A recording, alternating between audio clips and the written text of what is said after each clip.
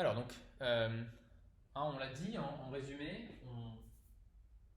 une condition suffisante pour conclure la stabilité d'un schéma en norme LP, c'est de démontrer pour la matrice B sous-jacente à ce schéma que sa norme subordonnée en norme P est plus petite que 1. Et on a aussi vu que le cas P égale 2, c'est un cas d'intérêt dans la pratique. Et ça tombe bien parce que pour P égale 2, on a aussi des situations où on sait calculer ces objets-là. Parce qu'a priori, si je donne une matrice, calculer sa norme P, c'est pas forcément une question facile si la matrice est compliquée. Et en fait, pour P égale 2, non seulement on a un espoir d'y arriver parce que c'est en lien avec la valeur propre, et deuxièmement, l'espoir est d'autant plus grand que nous, les matrices qu'on considère, elles ont une tête bien particulière. Ce sont toutes des matrices dites de Toeplitz. Donc je vais définir ce que c'est qu'une matrice de Toeplitz pour commencer. Définition.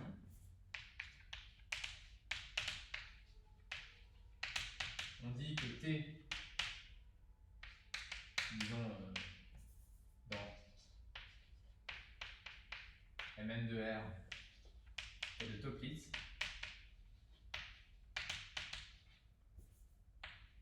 Si elle s'écrit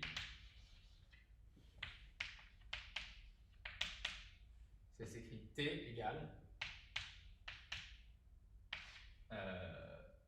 donc sur cette matrice avec toujours les mêmes coefficients sur une diagonale donnée. Donc T0 jusqu'à T0. Puis ensuite sur la surdiagonale, il va y avoir T-1 jusqu'à T-1. Puis T-2 jusqu'à T-2. Et tout ça jusqu'à un certain T-m jusqu'à T-m. Et puis le reste, c'est des zéros. Donc voilà, on a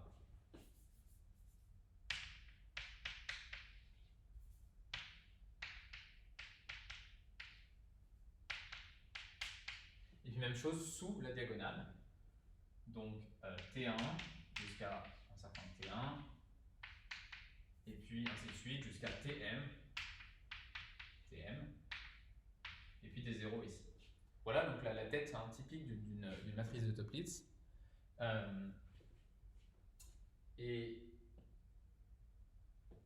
Donc ici, pour donc dire qu'une matrice est une matrice de Toeplitz, ici il existe un certain M appartenant à N et un certain 2m plus 1 uplet T-m jusqu'à Tm, tel que la matrice s'écrit comme ça. Un exemple de situation qu'on a rencontré quand on avait une matrice de Toeplitz, c'est, pour faire le plus simple, c'est peut-être l'équation de transport, le schéma de l'aire explicite amont décentré, c'est-à-dire on avait la matrice 1 moins nu, etc. 1 moins nu, 0 au-dessus, et puis sous la diagonale, on avait nu. Donc vous voyez qu'ici, si on prend, c'est une matrice de Toeplitz, avec m égale 1, t, du coup, t1 égale nu, t0 égale 1 moins nu, et t moins 1 égale 0. Ok, donc ça c'est voilà ce que c'est qu'une matrice de Toeplitz. Alors, toutes les matrices qu'on a vues jusqu'à présent s'écrivent sous cette forme, c'est aussi valable pour l'équation de diffusion. Et ce qui est vraiment particulièrement intéressant pour ces matrices-là, c'est une définition. Voilà.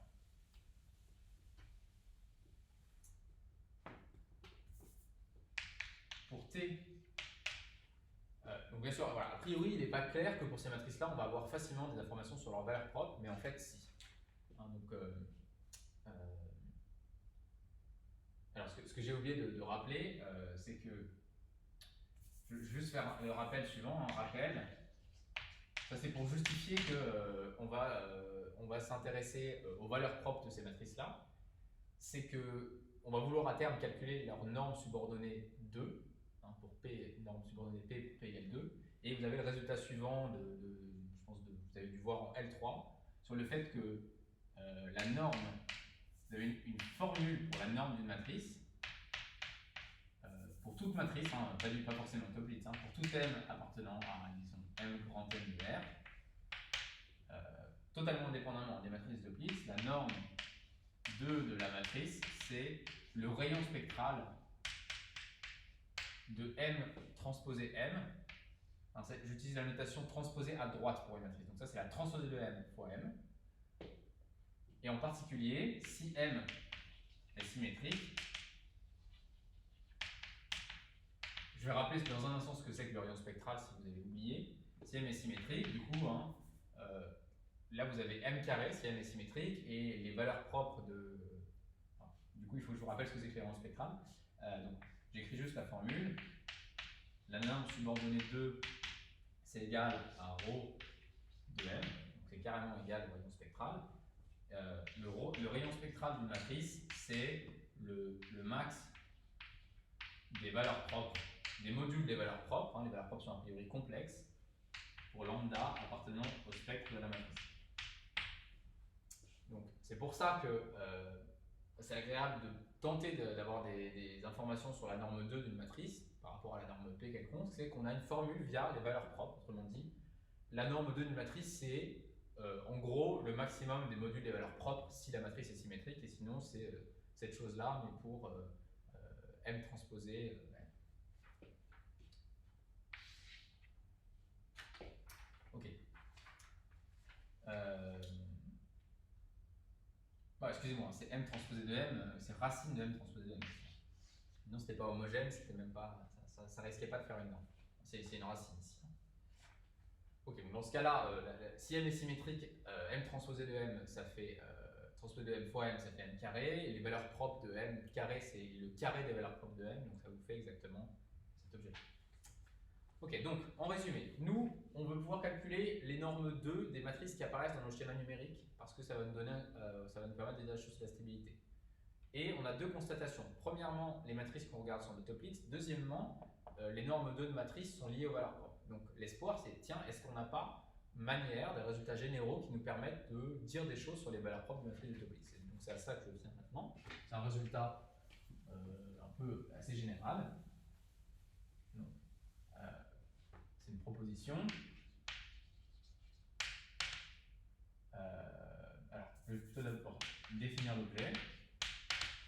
Pour T, matrice de toplets, on va définir une fonction associée à cette matrice. Pourquoi pas? On définit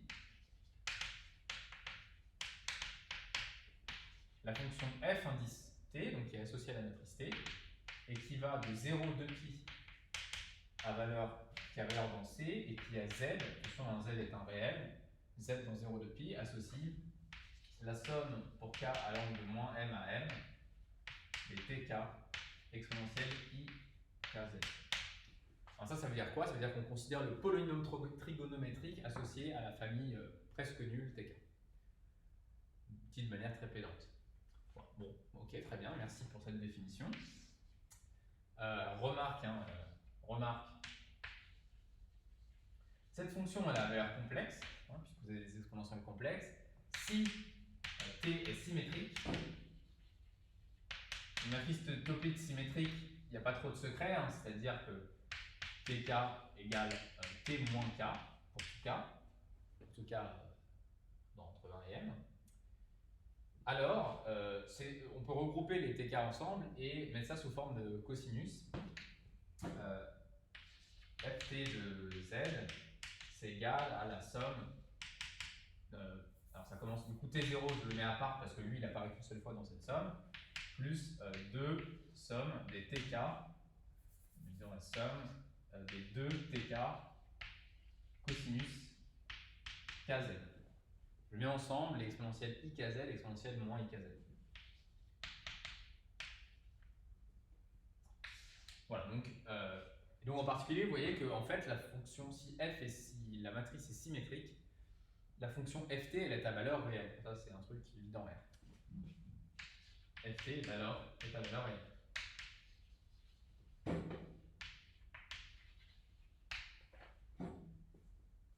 Ok. Donc, que dire de plus? Eh bien, que justement, cet objet-là, il y a une propriété, une proposition qui est assez agréable, qui dit que proposition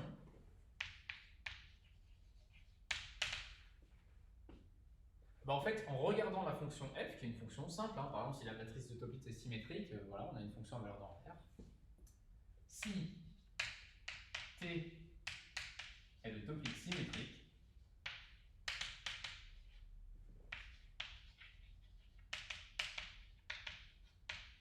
alors dans ce cas-là, donc on a cette forme-là, c'est une fonction à valeur dans R, bon, peu importe, hein, même si elle est à valeur dans C. Ft, c'est clairement une fonction continue, donc elle est bornée sur le compact 0 de pi, et elle atteint ses bornes. Donc je peux regarder le min et le max de cette fonction. Et bah alors le résultat, c'est le suivant, c'est que pour tout lambda appartenant au spectre, comme la matrice T est symétrique, le spectre est formé de valeurs réelles.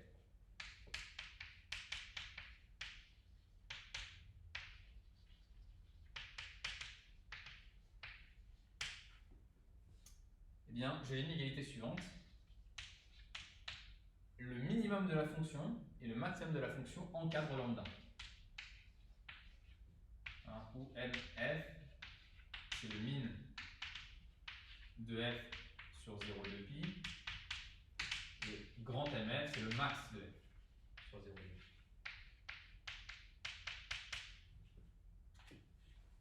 Alors, pardon. Bien sûr, c'est important qu'elle soit à valeur réelle. Hein. Si j'avais le max du module, très bien, ce serait à valeur réelle. Mais parler du max de la fonction f, a priori, c'est un peu une blague, puisque f est une valeur complexe. Mais quand t est symétrique, en fait, elle a valeur réelle, et donc on peut parler du maximum. Ok, donc très bien. Donc ça, c'est génial. C'est que au début de la proposition, on va en tirer une conclusion directement. Ça vous dit que les valeurs propres s'estiment par en dessous et par au-dessus, simplement par le minimum et le maximum de la fonction. En particulier, vous avez le fait que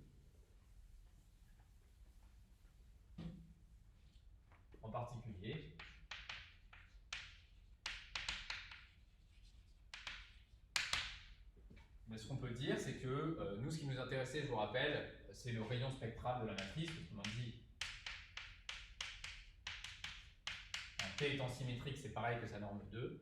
Bah, ça, c'est plus petit que le max entre les deux quantités, que sont la valeur absolue de petit mf et la valeur absolue de grand mf. Voilà. Donc, sous des hypothèses, simplement sous l'hypothèse que vous avez calculé le maximum et le minimum de cette fonction qui est très simple, vous avez automatiquement une estimation via cette inégalité-là. Alors ça, c'est une conséquence directe. C'est juste pour vous donner directement le résultat sur la norme 2, mais ça procède directement de ça. Ok. Donc, je ne fais pas la preuve hein, de ce résultat-là, mais qui n'est pas très dur à aller dans le poly. On va plutôt voir comment ça s'applique au schéma qu'on a vu jusqu'à présent, qu'on a montré qu'ils sont stables en norme L2. Et je vais faire ça je vais illustrer avec du détail le cas de l'équation de diffusion et puis le transport, je le laisserai. Donc, prenons l'exemple de l'équation de la chaleur, l'équation de diffusion. Je vous rappelle que pour cette équation-là, que ce soit pour relais explicite ou relais implicite, la matrice centrale, c'est cette matrice-là. C'est une matrice de Toeplitz en fait, A, où sur la diagonale, vous avez, alors, du coup, c'est pas du tout, vous avez moins de nu, et puis au-dessus et en dessous de la diagonale, vous avez nu. Donc c'est une matrice de Toeplitz symétrique.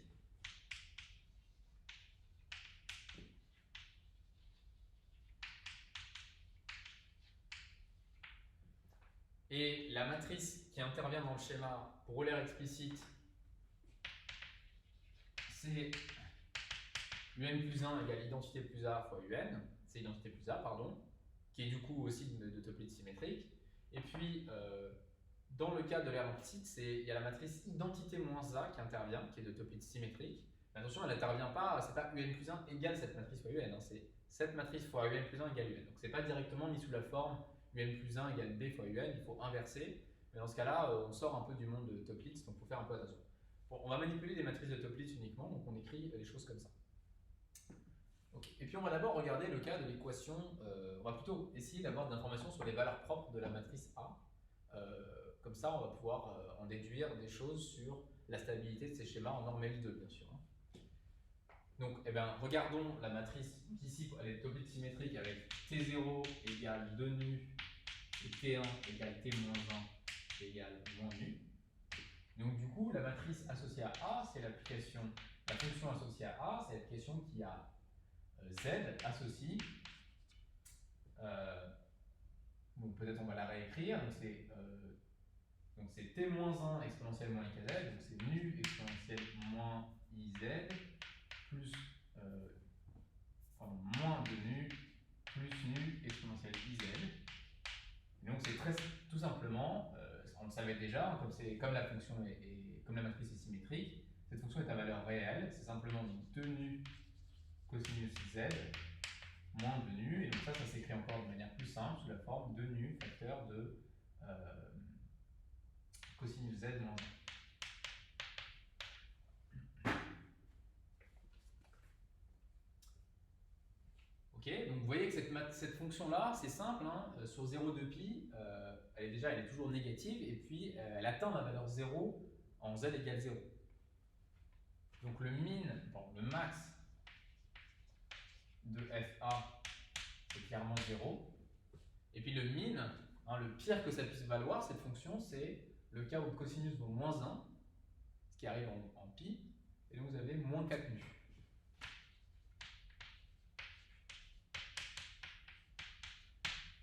Et donc, vous déduisez de ça que pour tout lambda appartenant au spectre de la matrice A, j'utilise le résultat. A est une matrice de Toeplitz symétrique. Lambda est compris entre moins 4 nu et 0. C'est un résultat fort, ça, quand même. Ça me dit que les valeurs propres, d'une part, elles sont toutes négatives, et d'autre part, elles ne peuvent pas aller plus loin que moins 4 nu. Alors, pourquoi je suis passé par A alors que ce qui nous intéressait, c'était l'identité plus A? Alors, allons-y, hein. Je vais d'abord parler du cas de l'air explicite.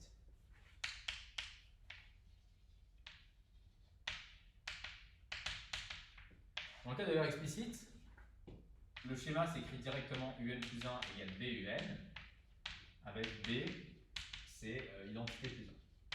Si nous on s'intéressait à A, ben on tire directement des informations sur B. Pourquoi? Parce que les valeurs. B est aussi le Toeplitz symétrique. Si vous ajoutez l'identité.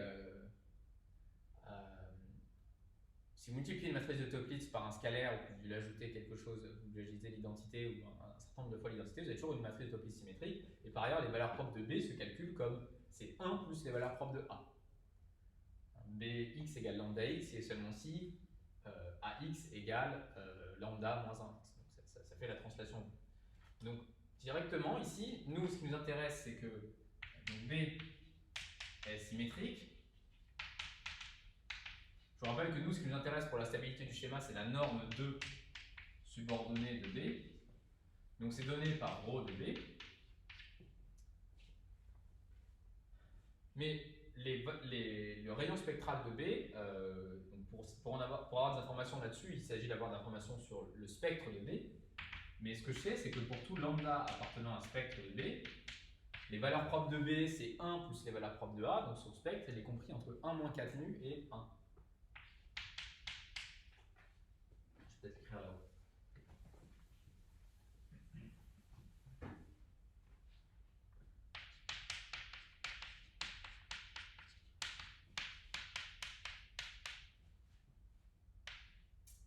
Est compris entre 1 moins 4 nu et 1.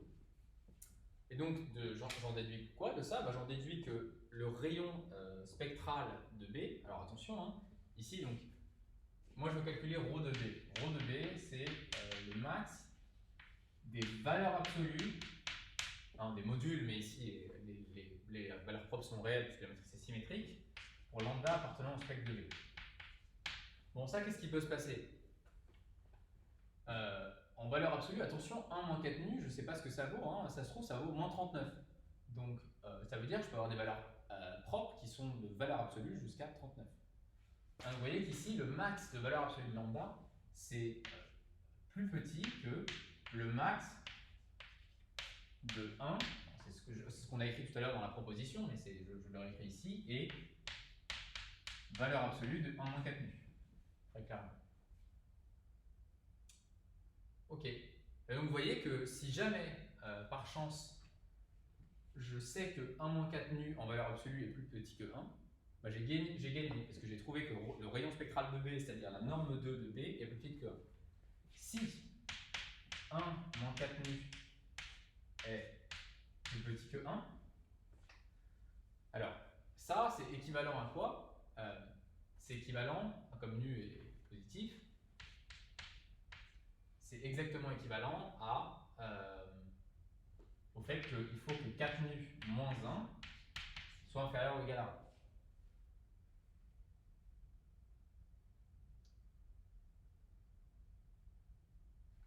Alors ça, c'est simplement le fait que cet objet-là, à 1, on retire un truc positif.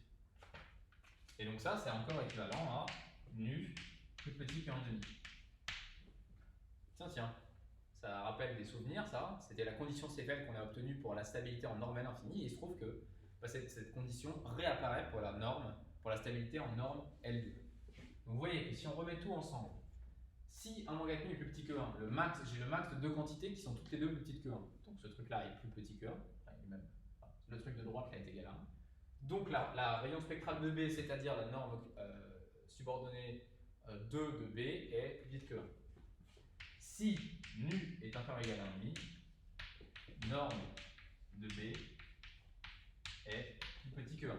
Et donc je suis arrivé à quoi? Je suis arrivé au fait que le schéma est stable en norme L2 sous la condition CFL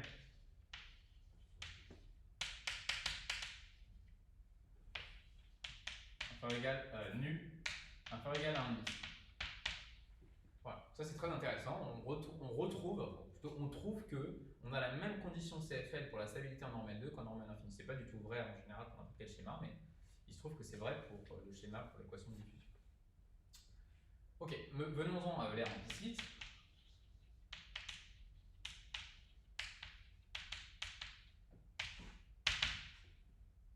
Et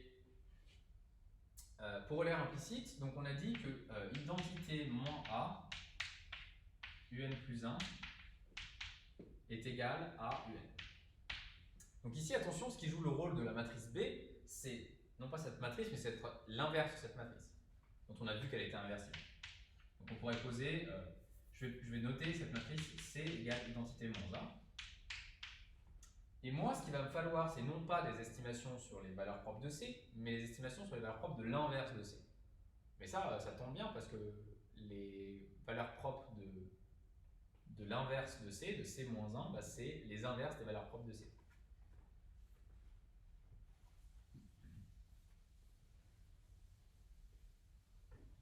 Donc, je vais commencer par dire des choses sur les valeurs propres de C. Donc, comme tout à l'heure, hein, ρ de C, pour tout lambda appartenant au spectre de C, là je suis en train de translater, j'ai identité moins A et les valeurs propres de A, je sais qu'elles étaient comprises entre moins 4 nu et 0, donc les valeurs propres de ce truc-là, elles sont comprises de moins A, elles sont comprises entre 0 et 4 nu, donc avec le 1 devant, c'est compris entre 1 et 1 plus 4 nu. Ok. Et moi, ce qui m'intéresse, c'est, je vais lui donner un nom, B égale C moins 1. On a vu que C était inversé. Moi, ce qui m'intéresse, c'est les valeurs propres de B. Donc là, c'est intéressant, hein, parce que j'ai nulle part dit que B était une matrice de Toeplitz, hein, c'est l'inverse d'une matrice de Toeplitz, mais ça n'en est pas nécessairement une. Par contre, le fait que je puisse avoir des informations très précises sur les valeurs propres de C, ça va me donner des informations tout aussi précises sur les valeurs propres de B. Donc, pour tout lambda appartenant à un spectre de B, les valeurs propres d'une matrice inversible, c'est les inverses des valeurs propres de la matrice. C'est juste un petit calcul. Hein. Si vous avez Bx égale lambda x, vous appliquez B-1 des deux côtés, vous obtenez B-1 lambda B-1 x, et donc vous obtenez que B-1x égale lambda-1x. Hein, je multiplie par lambda, je fais passer lambda de l'autre côté. Donc si lambda est valeur propre de B, lambda-1 est valeur propre de B-1 aussi forcément. C'est une évidence. Donc pour tout lambda appartenant au spectre de B, les valeurs propres de B sont comprises entre entre 1 sur 1 plus 4 nu, et, parce que la fonction inverse est décroissante, plus petit que 1 sur 1, c'est-à-dire 1. Et donc là, qu'est-ce qu'on vient de démontrer? On vient de démontrer que le rayon spectral de B, il est plus petit que 1, quoi qu'il arrive. Donc, le rayon spectral de B, c'est-à-dire sa norme euclidienne, c'est plus petit que... Là, il n'y a plus de problème, hein. Le truc à gauche, là, il ne peut pas devenir négatif, très négatif, comme tout à l'heure avec Euler explicite. Donc, le max du min et du max de ce qu'on peut obtenir, là, c'est 1. Donc, vous voyez que là aussi, Euler implicite est inconditionnellement stable en norme L2. Donc, le schéma, là, c'est pour Euler implicite, c'est inconditionnellement stable.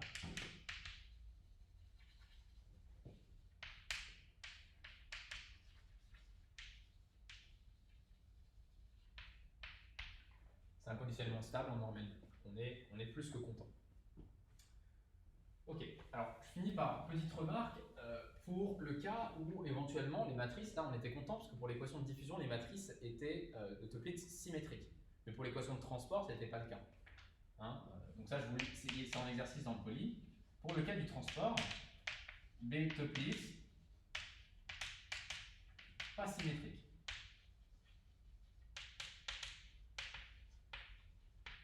Et donc, c'est en guise d'indication pour l'exercice. Donc on est embêté parce que si on veut calculer la norme de B, c'est pas le rayon spectral, c'est pas directement lié aux valeurs propres de B, c'est lié aux valeurs propres de B transposé B. C'est ρ de B transposé de B avec une racine. Bon, mais la magie opère quand même parce que vous pouvez vérifier que si B est Toeplitz symétrique, alors B transposé, la transposée de B fois B, si B est de Toeplitz pas forcément symétrique, mais de la forme de l'équation de transport, c'est-à-dire vous avez les triangulaires inférieurs, alors cette matrice-là, elle est Toeplitz symétrique. Donc finalement, vous êtes ramené à un cas où vous pouvez bel et bien essayer d'estimer cette quantité-là, puisqu'il s'agit de regarder les valeurs propres finalement d'une matrice qui est de Toeplitz symétrique. Je vous laisserai regarder l'exercice à proprement parler. Je vais finir par un petit résumé un peu sur la stabilité dans les différentes normes pour clore ce chapitre. Ce chapitre sur les différences finies, on a vu une famille de méthodes pour résoudre des équations aux dérivées partielles numériquement. Et on s'est concentré sur une notion qui est la stabilité. Et comme pour la notion de stabilité, même si en fait c'est pas exactement la même notion, il y a des liens avec la notion qu'on a vue pour les EDO. Bien sûr, pour avoir de la convergence, il faut aussi avoir de la consistance. Autrement dit, les notions qu'on a données de stabilité, à aucun moment on a fait intervenir une solution de l'EDP. À aucun moment vous m'avez vu écrire est-ce que les UJN sont proches de U de TX. Donc par exemple, un schéma qui est stable pour résoudre l'équation de la chaleur, c'est on prend le schéma où UJN égale 0 pour tout J pour tout N. Ça c'est parfaitement stable, mais pourtant c'est très très loin de résoudre ou d'être une approximation valable de la solution de l'équation de la chaleur, sauf si vous êtes parti de la condition initiale nulle.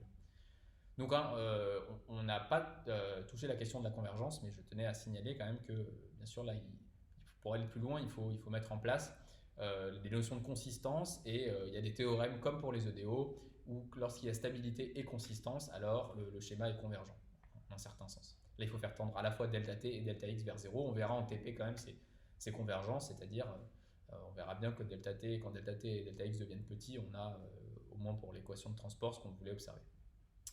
Bon, je vais juste finir par un résumé sur les notions de stabilité. On a vu plutôt que sur les techniques pour montrer la stabilité d'un schéma. On a vu pour la stabilité en norme L infinie.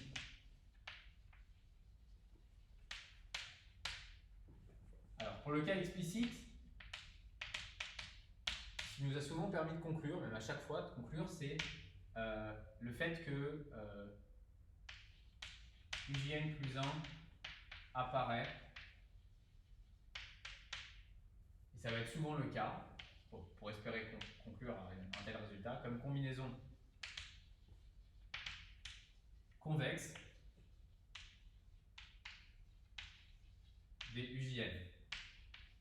ça apparaissait sous combinaison convexe des UGN sous une condition de CFL. Il y avait un des termes dans la combinaison, dans les lambda I qui n'était pas forcément positif, et si on suppose qu'il est positif, on a une vraie combinaison convexe sous condition CFL.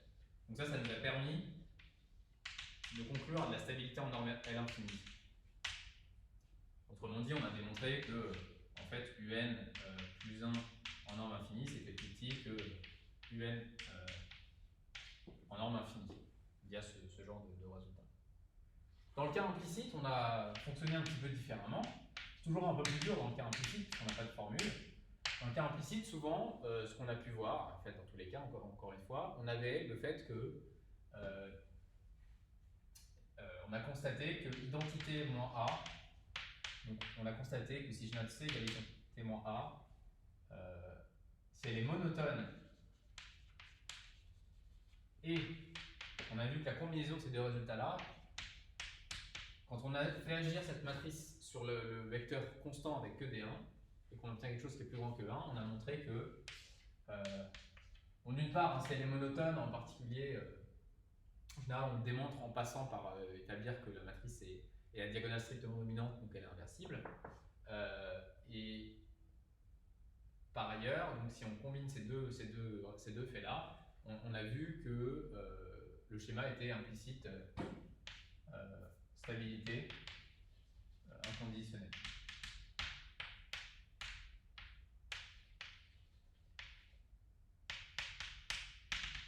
Stabilité inconditionnelle. Et ça, c'est pour la stabilité en norme L2, en norme L infinie. C'est un petit peu comme ça qu'on a fait. Pour la stabilité en norme L2, comme on vient de le voir, la stratégie est radicalement différente. Pour le cas explicite, eh bien, ce qu'on fait, c'est qu'on pose B, c'est identité plus A. Si B est Toeplitz symétrique, on a vu que c'était le cas pour l'équation de diffusion, on utilise la proposition, on calcule sa norme, on se demande si sa norme 2, qui est son rayon spectral lorsqu'elle est symétrique, est plus petit que 1 via, on étudie cette question via la fonction que j'ai notée f indice B là. Alors il se trouve que quand c'est identité plus A, donc en fait on garde la fonction fa, hein, donc la fonction associée à la matrice de Toeplitz A. Si B n'est pas Toeplitz symétrique, alors je vais continuer avec implicite. Dans le cas implicite, on a dit, bon, on est un peu embêté parce que dans le cas implicite, B c'est C-1 ou C c'est identité moins A. Mais là, c'est pas grave, on a dit, bon, si on a trouvé des bornes sur les valeurs propres de A, on en déduit des bornes sur les valeurs propres de C, et ça se traduit sur des bornes, ça se traduit en des bornes sur les valeurs propres de B, parce que les valeurs propres de B sont les inverses des valeurs propres de C.